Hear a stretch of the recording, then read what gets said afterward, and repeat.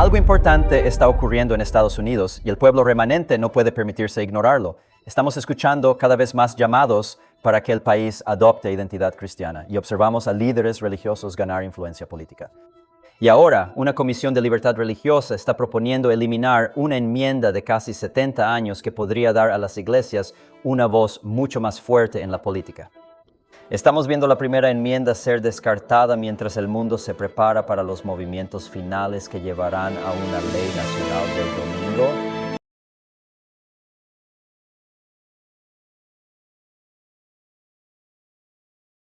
El año 2026 ya transcurre a gran velocidad y va encaminándose a su fin. Y como está medio terminado, han sucedido tantas cosas en los últimos 6 meses cuando comenzó este nuevo año, que pensé que al pasar por algunos de los signos de los tiempos que se han desarrollado, que están presentes ante nosotros, lo que demuestra a ustedes y a mí que la cercanía de la segunda venida de Jesucristo somos nosotros. A mano. En primer lugar, quiero que, por supuesto, comencemos con una lección espiritual, porque en última instancia eso es lo que necesitamos basar todo. Y esa lección espiritual que vamos a analizar hoy se encuentra en el libro de Daniel. Daniel, capítulo 3, nos da una tipología, si usted quiere. No es idéntico a la forma en que las cosas sucederán en los últimos días, pero nos da un ejemplo de algo que también va a ocurrir hoy. Y allí en Daniel capítulo 3 versículos 4 y 5 leemos de un evento en el que la adoración estaba en juego.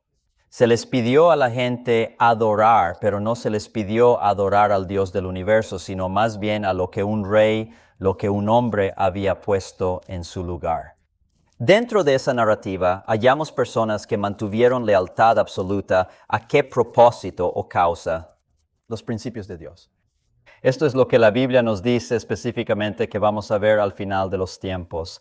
Así que en el versículo 4 dice la Biblia: entonces un anunciante gritó en voz alta: a vosotros se os ha mandado, pueblos, naciones y lenguas, que cuando oísteis el sonido de toda clase de música, caísteis y adoréis la estatua de oro que el rey Nabucodonosor ha erigido.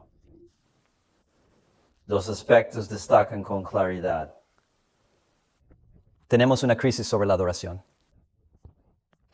Frente al pueblo apareció una imagen destinada exclusivamente a apartar la atención del Rey del Universo y dirigirla hacia la adoración del hombre. En el versículo 6 está escrito: y quien no se arrodille para adorar será... ¿Qué les pasó? De inmediato será lanzado a un horno ardiente, como advertencia severa.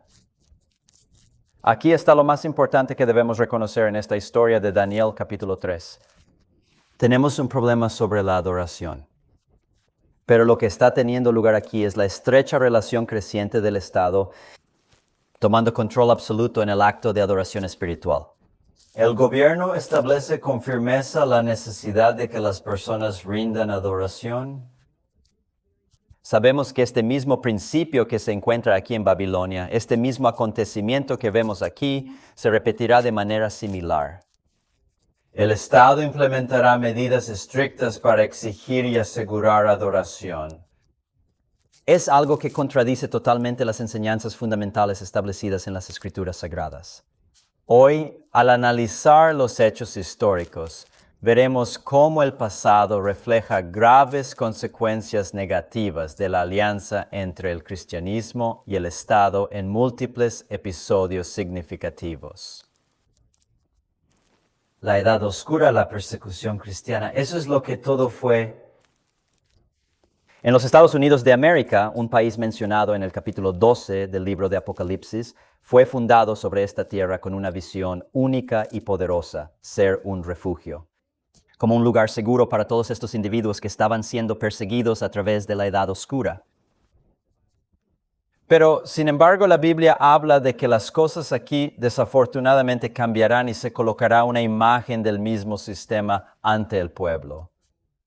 Y los mismos principios que guiaron Babilonia, que guiaron la Edad Oscura, desafortunadamente y tristemente aparecen nuevamente en esta tierra.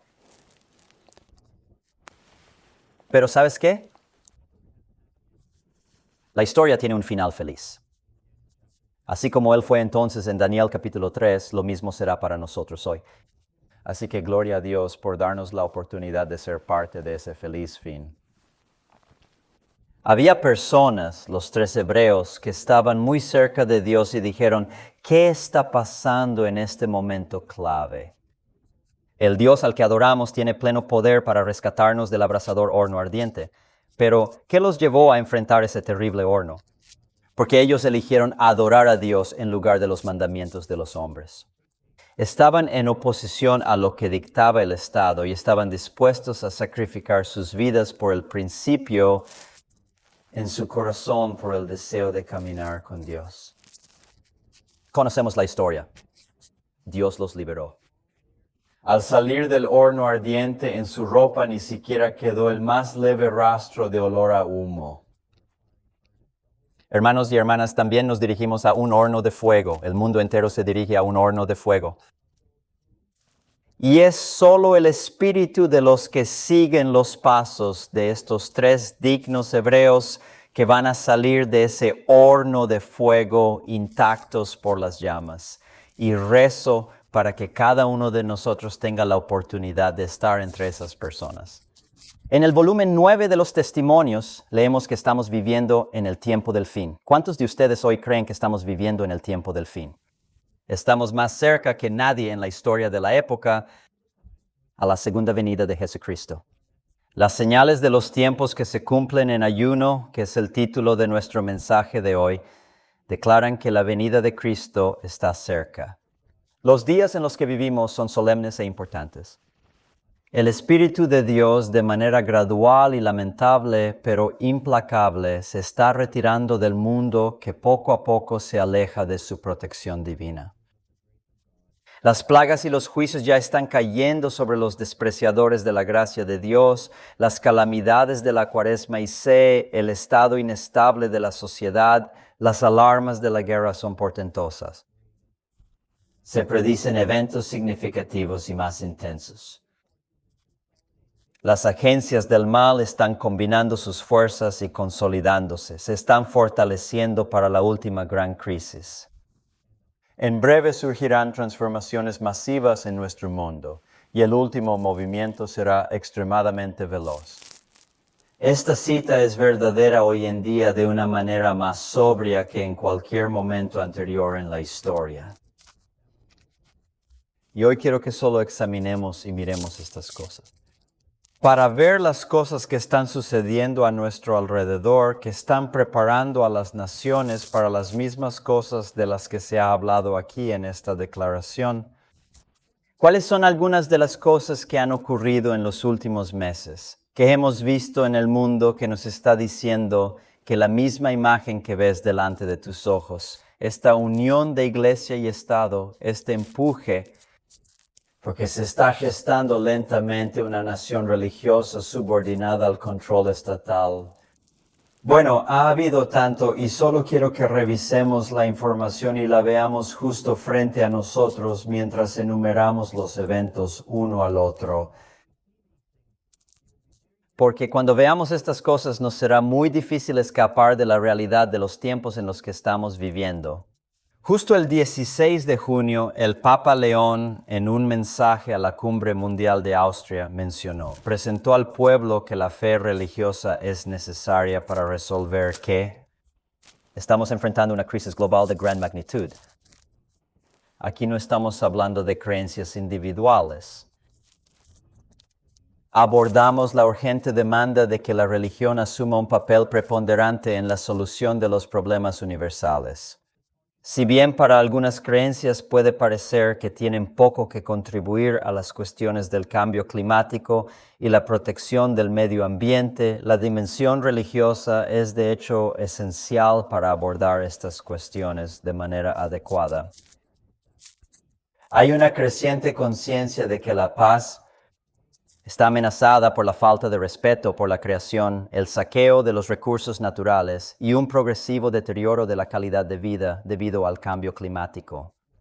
Estos desafíos no solo requieren cooperación internacional, sino también un multilateralismo sólido orientado hacia el progreso y preparado para ofrecer soluciones duraderas. Ahora, no debemos ser administradores de la tierra.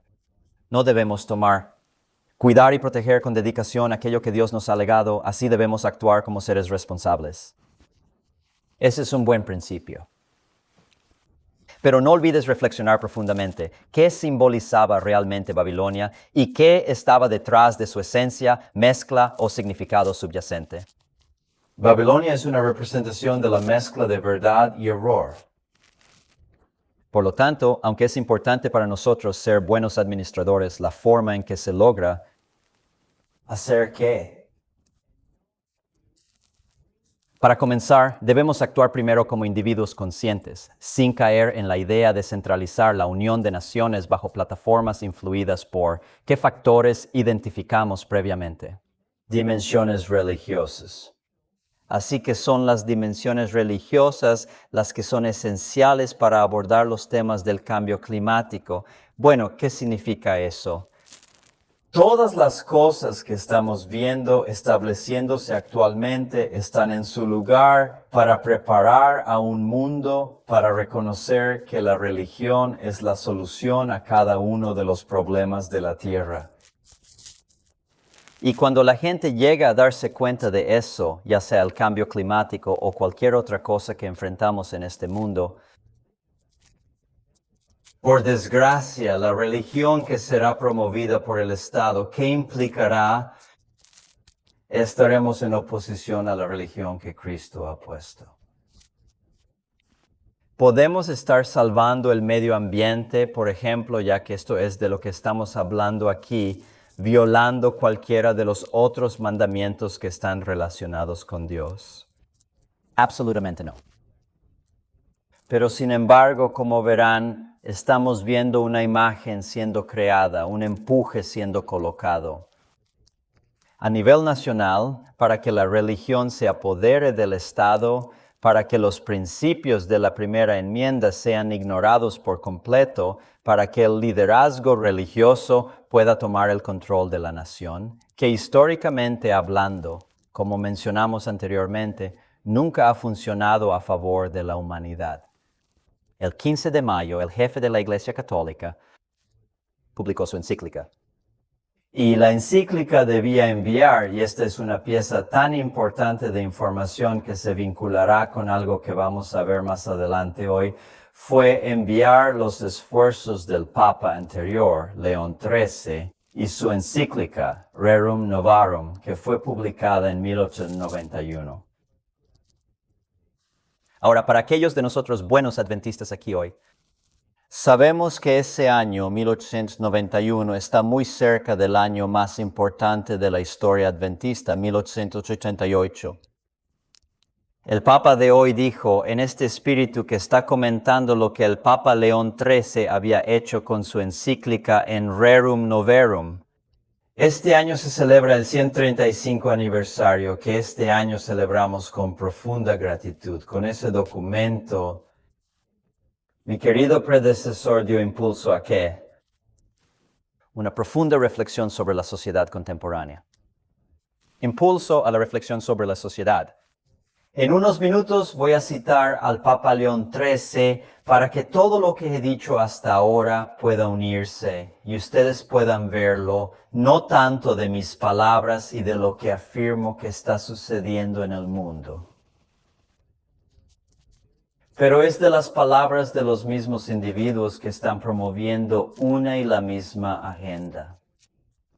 León XIV, el actual jefe del sistema papal, dijo abiertamente al mundo el 15 de mayo que está siguiendo los pasos de su predecesor. Y al igual que su predecesor, León XIII, él mismo, León XIV, quiere dar un ¿qué? Incentivar una reflexión profunda sobre la sociedad y su rumbo. ¿Para qué propósito? Bueno, manténgase atento y lo sabremos en poco tiempo. Pero antes de hacerlo, quiero que venamos ahora y nos centremos en los Estados Unidos de América. ¿Qué ha pasado en los últimos meses aquí en Estados Unidos? Hasta ahora hemos examinado lo que hemos visto por el jefe papal o algunas de las cosas que hemos visto declaradas por el jefe papal. El deseo del cambio climático, el deseo de que se establezcan sistemas sociales para que la humanidad pueda ser preservada en todos los sentidos. ¿Qué vemos aquí en los Estados Unidos? Bueno, creo que es justo decir que en los últimos meses hemos visto un tremendo enfoque en que Estados Unidos es una nación cristiana. Aquí hay un artículo de USA Today, un artículo muy reciente que estaba comentando sobre el evento que acaba de tener lugar hace un mes. Rededicar 250, donde muchos pastores cristianos evangélicos se reunieron para celebrar el 250 aniversario de esta nación. El artículo menciona que más de la mitad de los estadounidenses respaldan la separación de iglesia y Estado. Sin embargo, Trump destina recursos públicos para rededicar 250, promoviendo una religión como fe estatal privilegiada. Ahora bien, he elegido especialmente esta cita de este artículo porque obviamente el escritor aquí está en oposición a lo que está sucediendo, pero porque está en oposición a lo que está sucediendo nos puede ayudar a entender exactamente en este párrafo cuál ha sido el propósito en los Estados Unidos de América. Las autoridades están interviniendo en cuestiones religiosas más que nunca antes.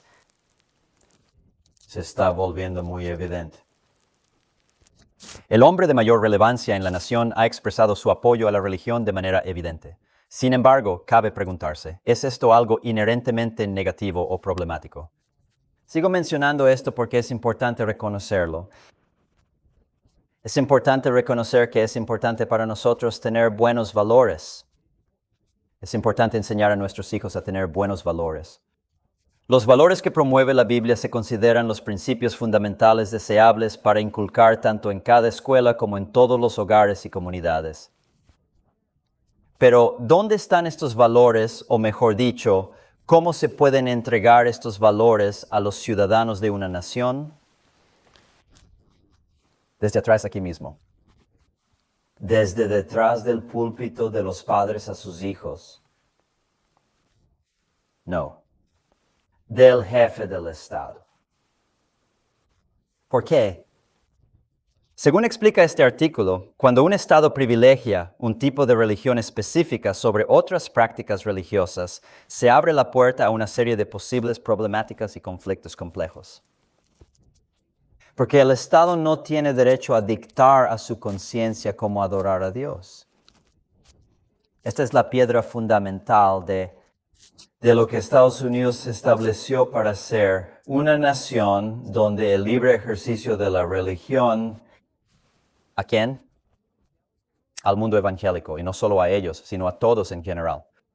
Eso es lo que significa la libertad de religión, que cada persona puede seguir los dictados de su propia conciencia y el Estado no tiene ningún derecho a dictar a su conciencia cómo adorar a Dios. De manera lenta pero constante, las cosas están evolucionando notablemente en Estados Unidos. Hace pocos días, el 11 de junio, el arzobispo William Lori, en una homilía de la Misa de la Consagración de los Estados Unidos de América, mencionó lo siguiente: umbral del 250 aniversario de nuestra nación, nos reunimos, no primero para celebrarnos a nosotros mismos, sino lo que consagrar, confiar, colocar a la iglesia en los Estados Unidos y de hecho colocar a toda nuestra nación en el Sagrado Corazón de Jesucristo. Todos estos acontecimientos que rodean el 250 aniversario de Estados Unidos están apoyados, inspirados en figuras políticas.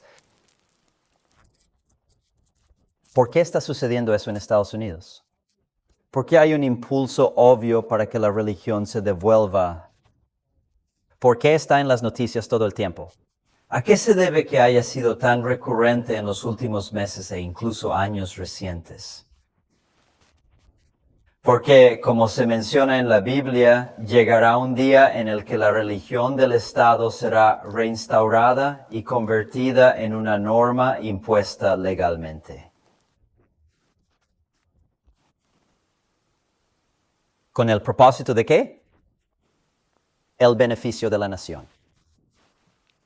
Cuando Jesús estaba dejando a sus discípulos en la tierra, les dejó una advertencia muy importante. En el capítulo 16 del Evangelio de Juan, Jesús los contempla y les dice, ¿sabes algo importante? Serás perseguido. ¿Y notado por quién? No se centró en las naciones ocultas alrededor de Israel. ¿A quién le dijo Jesús a sus discípulos que serían perseguidos? A lo largo de la historia, la mayor persecución ha sido llevada a cabo por personas convencidas de servir a Dios. La mayor persecución a lo largo de la historia siempre ha ocurrido por personas que pensaban que estaban haciendo servicio a Dios. Fueron las personas que pensaban que estaban haciendo servicio a Dios quien puso a Jesús en la cruz. Fueron los individuos que pensaban que estaban haciendo servicio a Dios los que comenzaron la Inquisición y quemaron a las personas en la estaca. Fueron los individuos que pensaban que estaban haciendo servicio a Dios quienes, para poner a Cristo en la cruz, buscado ¿qué? El poderoso aparato del Estado romano. Fue la Iglesia y el Estado quien crucificó a Cristo. Fue la Iglesia y el Estado quien crucificó y quemó a sus seguidores durante la Edad Oscura. Y va a ser la Iglesia y el Estado, gente que piensa que está haciendo servicio a Dios. Esos serán los agentes activos de las persecuciones finales en esta tierra. Pero gloria a Dios, tal como fue con Daniel y sus 3 hebreos, no tenemos nada que temer, sino que debemos buscar estar cerca de Cristo y permitirle que tenga pleno control de nuestras vidas. La Junta de Texas aprueba las historias bíblicas como lectura obligatoria en las escuelas públicas. Ahora, no me malinterpretes. Yo sé que es muy difícil para nosotros entender que las cosas buenas siempre pueden tener un mal motivo detrás de ellas. Nuestros hijos son educados en casa, y la razón por la que nuestros hijos son educados en casa es porque yo nunca enviaré a mis hijos a ser educados en un sistema público que desafía a Dios, que habla en contra de Dios y que empuja agendas que son contrarias a los principios de Dios. Deseamos que la educación esté fundamentada en una narrativa bíblica, ¿verdad? Claro que lo hacemos. Sin embargo, cuando el Estado asume el control de la religión y establece bases que favorecen una religión sobre otra, entramos en conflictos significativos que no deberían ignorarse bajo ninguna circunstancia. Quiero darles un ejemplo, ahora me viene a la mente. Esto no estaba en mis notas, pero creo que es extremadamente importante mencionarlo aquí porque nos va a ayudar a entender por qué algo así no es necesariamente algo bueno, mientras que el principio de ello podría ser. En 1888, cuando las leyes azules estaban llegando, A.T. Jones, el adventista del séptimo día, entró para defenderse contra estas leyes azules. Las leyes azules que estaban entrando eran con el propósito de que el culto dominical se convirtiera en un día nacional de culto mandatario.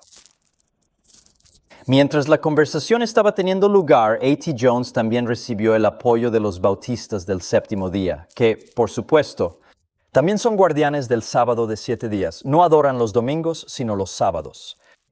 Y mientras el discurso avanzaba, él defendía la libertad religiosa y los derechos otorgados por la primera enmienda a los Estados Unidos de América. Se sugirió incluir una exclusión para el mandato dominical que afectaría a los observadores del sábado, proporcionándoles una excepción. Excluido de tener que adorar los domingos. El bautista del séptimo día se levantó y dijo, sí, hagamos eso. Vamos a tener eso nos va a proteger, nos permitirá adorar. Sin embargo, A.T. Jones les respondió, no, eso sigue siendo una contradicción. Todavía infringe la primera enmienda en espíritu. Es contrario a la idea de que el Estado no puede imponer un día específico para la adoración. No podemos hacerlo una ley. No podemos hacer cumplir, esclavizar la conciencia de los individuos para seguir los dictados de lo que creemos que representan los valores religiosos. Cuando se trata de adoración, estamos hablando específicamente de adoración. No estamos hablando de los últimos 6 mandamientos que tratan de las interacciones entre nosotros. Como individuos, por supuesto, el Estado necesita preservar la vida y poner a las personas en prisión cuando alguien mata a otro individuo. Por supuesto, el Estado necesita protegerte cuando alguien viene e intenta robarte el dinero y así sucesivamente. Eso no es lo que estamos hablando aquí. Estamos hablando de nuestra relación con Dios, la forma en que adoramos a Dios. Una escuela que quiere enseñar únicamente la Torá a los niños judíos o lo que sea que se mencione, debería ser algo que podamos realizar plenamente. ¿Por qué? Porque necesitamos garantizar el completo ejercicio de la libertad religiosa. Aunque no comparto las creencias del monje budista ni la deidad que veneran, defiendo su decisión basada en el libre albedrío, para seguir los dictados de su propia conciencia. El gobierno no tiene la autoridad para dictar lo que, según usted o yo, es correcto o incorrecto, haciendo que estas distinciones pierdan relevancia. La adoración no es una cuestión política. La política no es un espacio adecuado para dictar sobre la adoración. La adoración está intrínsecamente ligada a nuestra conexión personal y directa con el Creador. 26 de junio. Esta es una imagen del evento y recibimos la Comisión de Libertad Religiosa y quiero citar algunas declaraciones de ella. Una vez más estamos mirando los signos de los tiempos que están sucediendo hoy. El concepto de un muro de separación entre la Iglesia y el Estado puede implicar erróneamente que la Iglesia y el Estado se oponen entre sí y deben permanecer completamente separados. En realidad, sin embargo, Iglesia y Estado se fortalecen y se apoyan mutuamente. Hermanos y hermanas, si no han visto el impulso para que la primera enmienda, los principios de la primera enmienda sean ignorados en los Estados Unidos de América, es hora de que reconozcamos los signos de los tiempos y veamos los tiempos en los que estamos viviendo. Está en todas partes. Sí, es necesario que haya un muro de separación entre Iglesia y Estado. Pero sin embargo, las personas intentan derribar ese gran muro, que en este contexto es un enorme folleto lleno de significados. Uno de los objetivos que se encontraron en ella se refiere a la enmienda Johnson. Ahora he escuchado muchas veces a la gente hablar de la enmienda Johnson y de que la enmienda Johnson es un principio de la Iglesia y el Estado. Lo es, pero no en sentido bíblico, así que déjame explicarle un poco. ¿De qué se trata la enmienda Johnson? Esta fue una disposición incluida en el Código Tributario del IRS con particular cuidado. Las organizaciones cristianas, las iglesias y los líderes religiosos estaban prohibidos de apoyar a los líderes políticos. La gente ha visto la enmienda Johnson como un ejemplo de iglesia y Estado, pero no es un ejemplo de iglesia y Estado en el sentido bíblico. ¿Qué vemos en Apocalipsis 17? ¿Cómo es la relación entre iglesia y Estado simbolizado en Apocalipsis 17? Tienes a la mujer montando a la bestia. Ahora, ¿qué significa eso? ¿Qué significa que la mujer monta a la bestia? Es el jinete el que tiene el control del animal que se está montando. Y eso es lo que nos enseña Apocalipsis 17, y eso es lo que nos enseña la historia.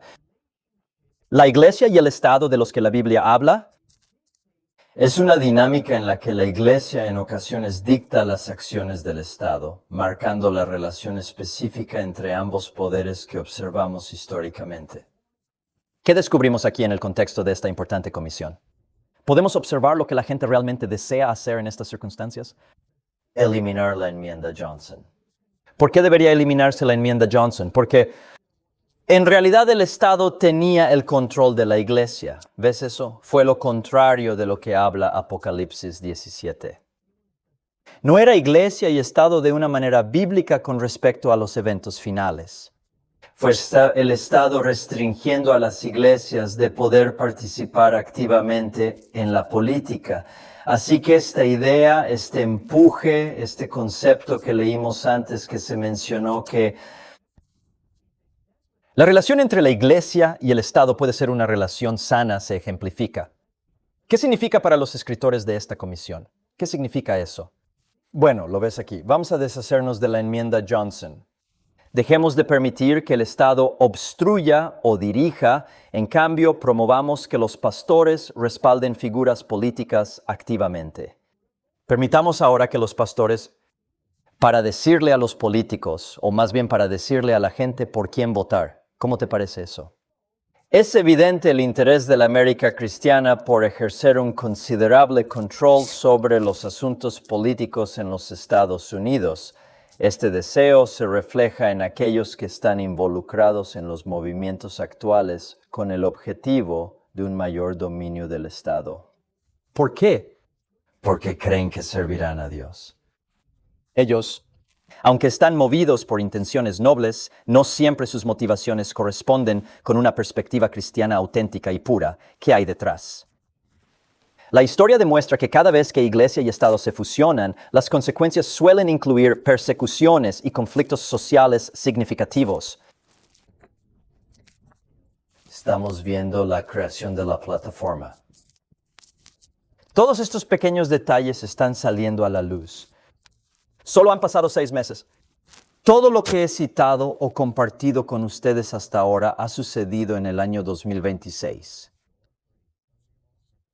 Y aparte de todas estas señales actuales, ¿sabías que la puerta a la ley del domingo ya se ha abierto en Estados Unidos?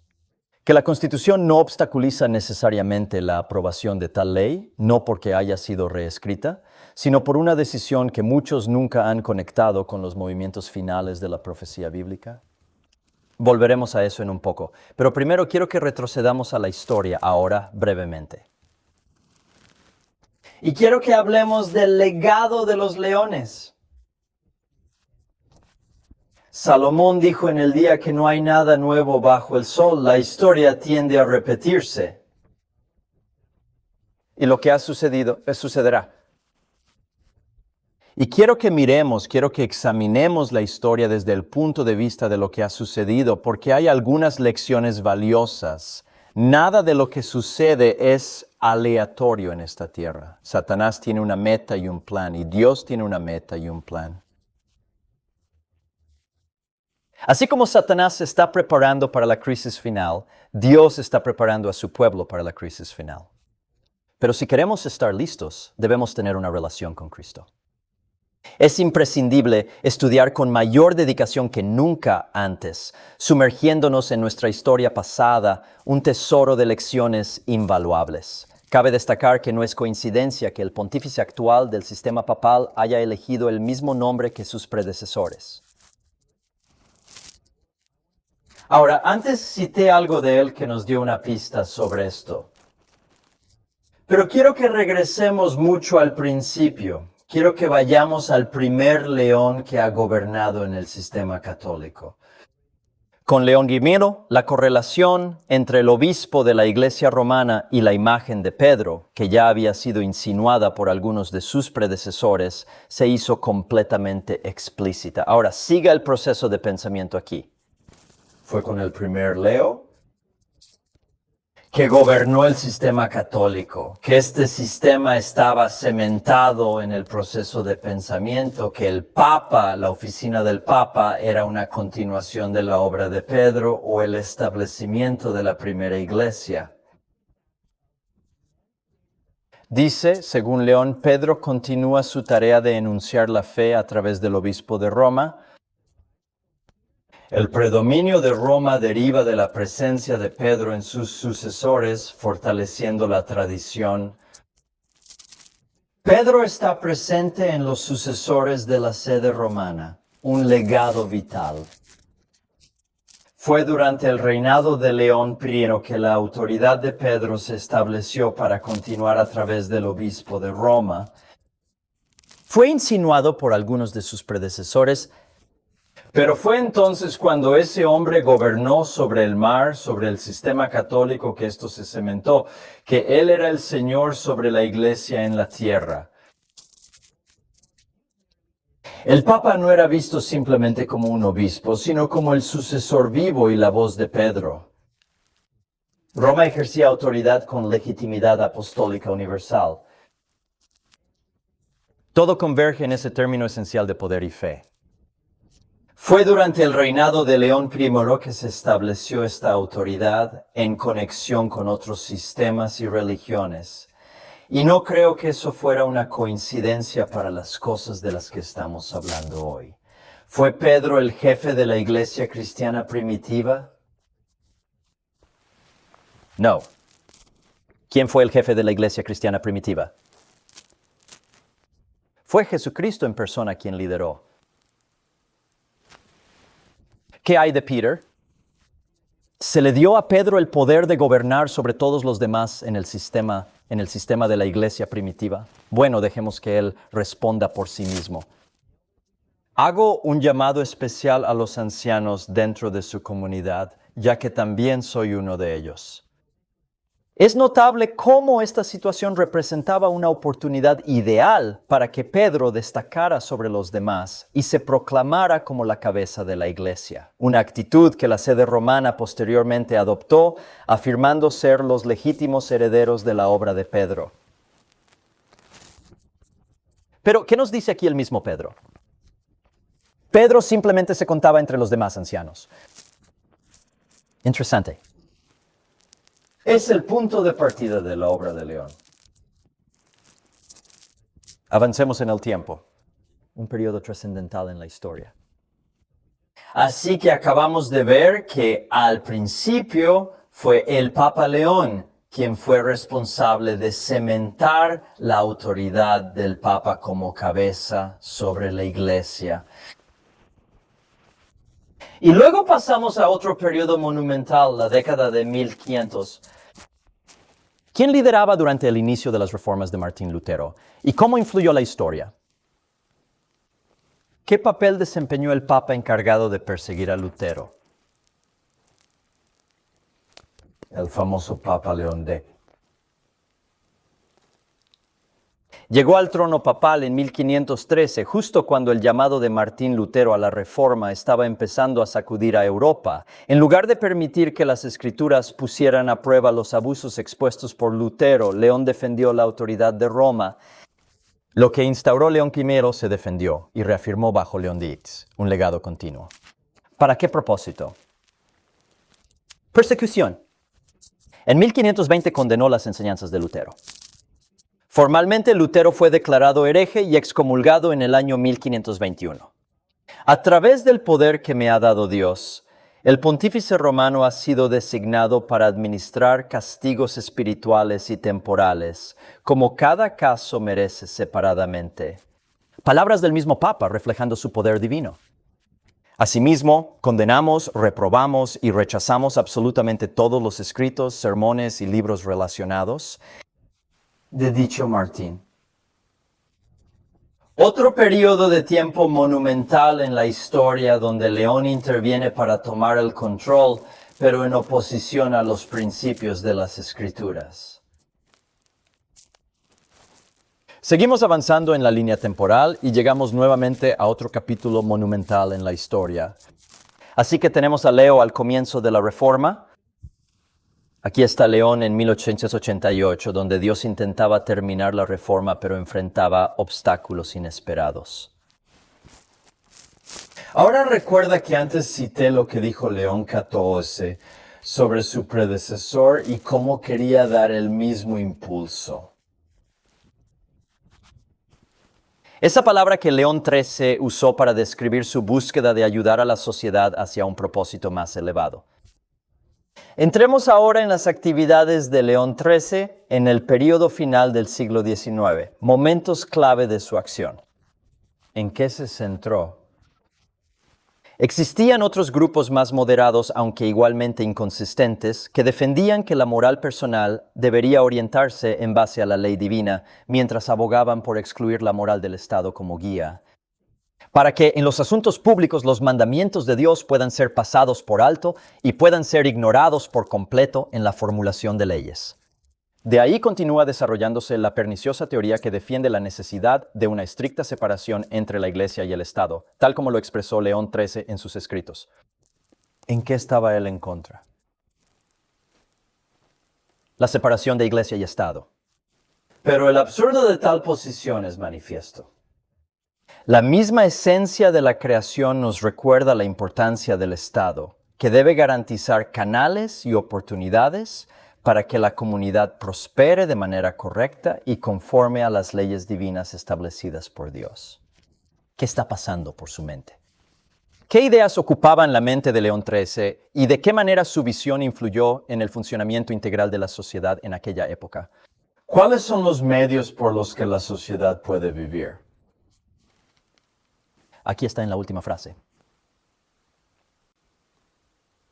Podemos vivir correctamente con las leyes de Dios si el Estado es el que proporciona a la comunidad estas leyes. En otras palabras, el Estado necesitar a los que viven en ese Estado para seguir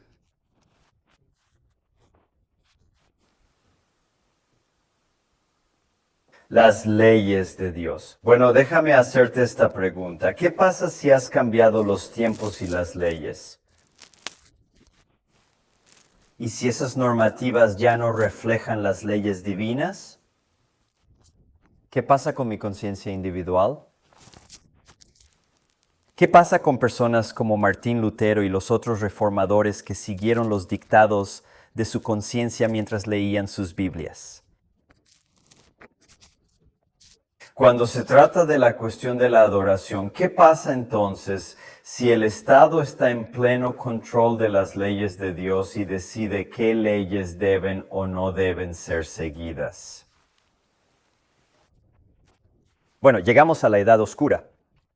Esto ha ocurrido en el pasado y se repetirá en el futuro, sin duda, en tantas ocasiones. Los cristianos protestantes en Estados Unidos han perdido completamente de vista la historia. Ellos han perdido completamente de vista la historia de su propia nación y mucho menos las profecías bíblicas y todo lo demás. Muchas veces hemos compartido aquí las convicciones de los reformadores protestantes. ¿A quién creía Martín Lutero que era el hombre del pecado y el poder del anticristo? El pontífice romano, el sistema. ¿Por qué? Porque así lo enseña claramente la Biblia y sus principios.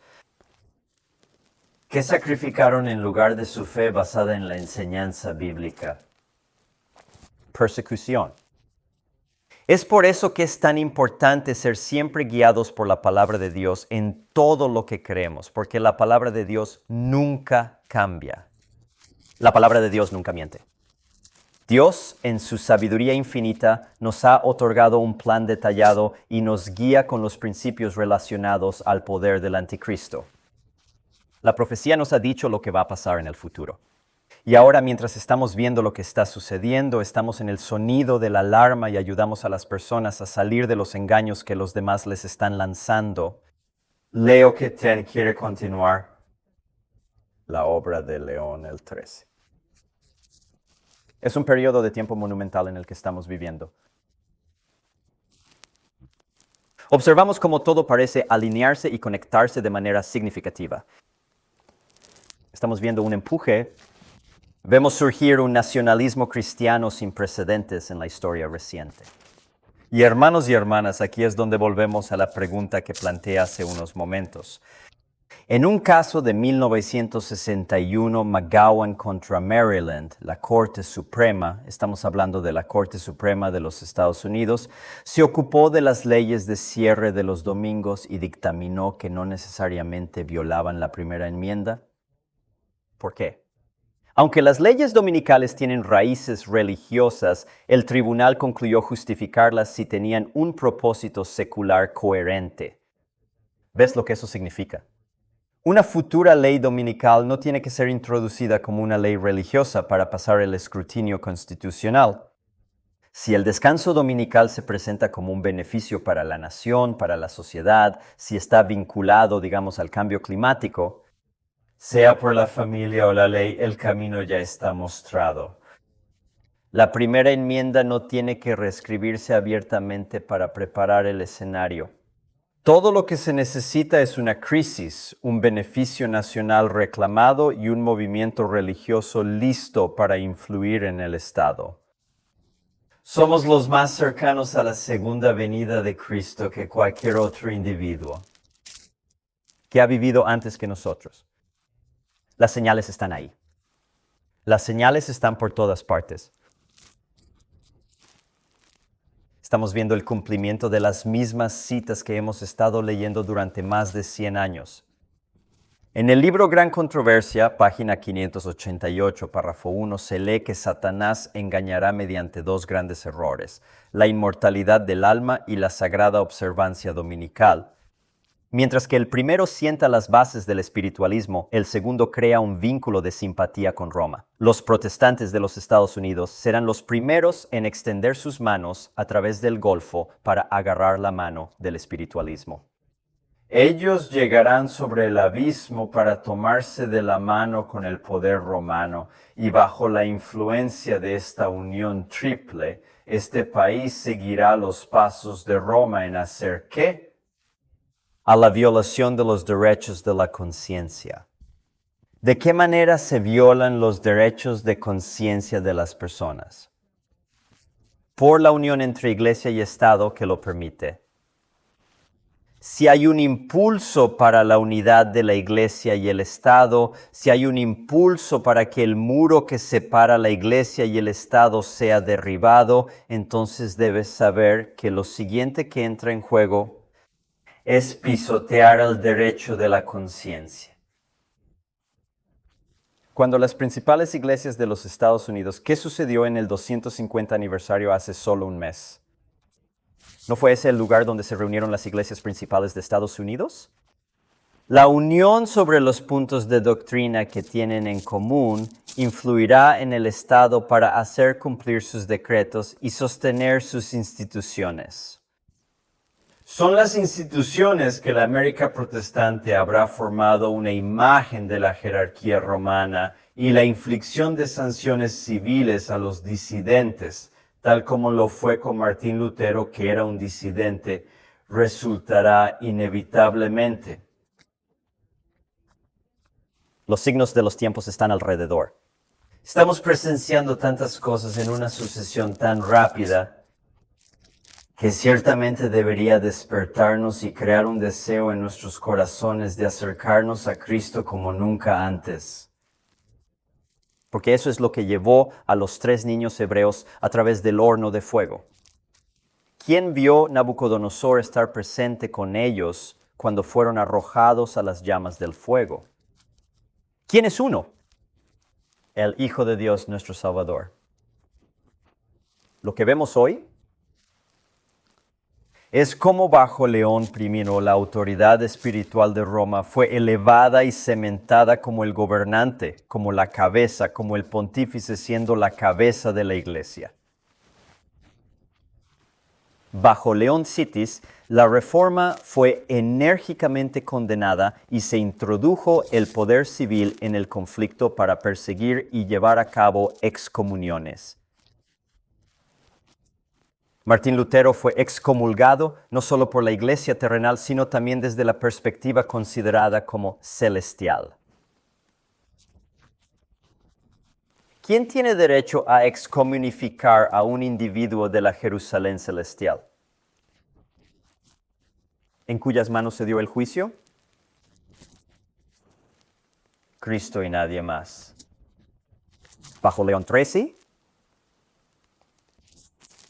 quien gobernó durante la controversia de 1888, Roma declaró que la separación de Iglesia y Estado era una teoría fatal, mientras que Estados Unidos estaba considerando la legislación dominical. 1888, hermanos y hermanas, el periodo de tiempo más monumental en el que se suponía que la reforma llegaría a su fin, la reforma en nuestros propios corazones. Cuando la crisis definitiva llegue, no habrá ninguna profesión exterior que pueda mantenerse intacta. Ningún apellido permanecerá, ninguna membresía de la iglesia solo permanecerá. Ningún conocimiento del papado, la imagen de la bestia o la ley dominical podrá sustituir una conexión viva con Cristo. Muy pronto vendrá. Y cuando Él venga, La mayoría de las personas que viven en esta tierra se esconden de Él. La mayoría de las personas que viven en esta tierra estarán pidiendo que las rocas caigan sobre ellos. Será uno de los momentos más tristes de la historia de la tierra. No poder estar de pie en la presencia de nuestro Señor Jesucristo. Pero ¿sabes qué? 17. Nos da esperanza y da esperanza a cada persona que todavía está viva hoy y tiene la oportunidad de venir a Jesús. Leemos, porque ha llegado el gran día de su ira, ¿y quién podrá resistirse? Aquellos que van a estar de pie en la presencia de Jesucristo en su segunda venida serán los mismos individuos que han permitido que los signos de los tiempos los despierten y llevarlos a una relación más estrecha con Cristo. Son los individuos los que han elegido ser cristianos vigilantes. Son los individuos los que han reconocido que se han quedado cortos de la gloria de Dios y han reconocido que el tiempo está a la mano, el tiempo es corto y ya no debemos jugar iglesia. Ya no debemos pensar que estamos involucrados en la religión como lo hace la mayor parte del mundo hoy en día. Pero debemos reconocer lo que Jesús espera de nosotros. Él tendrá un pueblo especial similar a los 3 hebreos en el cautiverio babilónico que se mantendrá firmemente erguido en su fe. No se inclinarán ante el llamado a la falsa adoración. Y así ellos pudieron, por el poder otorgado por Cristo, mantenerse inquebrantables aún a través de los fuegos del horno de fuego, dando testimonio de su fe. Así que la única pregunta que tú y yo tenemos que hacernos esta mañana, después de haber reconocido el periodo en el que estamos viviendo, es ¿cómo estoy listo para mantenerme? No esperemos para hacerlo en el futuro, ni aguardemos la próxima crisis para actuar. Tú y yo, hermanos y hermanas, deberíamos poder mantenernos hoy. Debemos entregar nuestros corazones a Cristo hoy por completo. No solo la mitad de nuestro corazón, no el 70% de nuestro corazón, no el 95% de nuestro corazón. Está buscando una entrega al 100%. ¿Por qué? Está en la búsqueda de una obediencia total y sin cuestionamientos al 100%. La edad oscura ha terminado. La Biblia ya no está oculta al pueblo. Los tenemos en abundancia en todos los idiomas bajo el sol. Si queremos ver a nuestro Señor y Salvador cara a cara y evitar pedir que las rocas nos oculten, debemos acudir a Él hoy, no simplemente de pie, sino arrodillados ante la cruz, en una expresión de devoción verdadera. Así que quiero preguntarte esta mañana, después de haber visto toda la repetición de la historia, después de haber visto las muchas cosas que están a nuestro alrededor, que nos están demostrando que el fin está cerca, que las cosas se están juntando, ¿cuántos de ustedes aquí hoy vendrían al pie de la cruz y se arrodillarían delante de Cristo en sumisión a Él para que Él pueda recogerlos y ayudarlos a superar los acontecimientos finales? Y prepárate mejor, especialmente para estar firmemente a su lado cuando Él regrese por segunda vez. Por supuesto, quiero hacer eso también. ¿Sabes algo interesante? Esto debe experimentarse en el futuro cada día. Si hay algo que no sabemos, la Biblia tiene la respuesta. Si hay decisiones que tomar en nuestras vidas, Dios tiene la salida. Que nos sometamos a Él y reconozcamos que nos estamos quedando sin tiempo y que lo necesitamos más que nunca para prepararnos para su pronta venida. Y no quiero que ninguno de nosotros pierda la oportunidad de darle la bienvenida en las nubes de gloria en el próximo poco tiempo.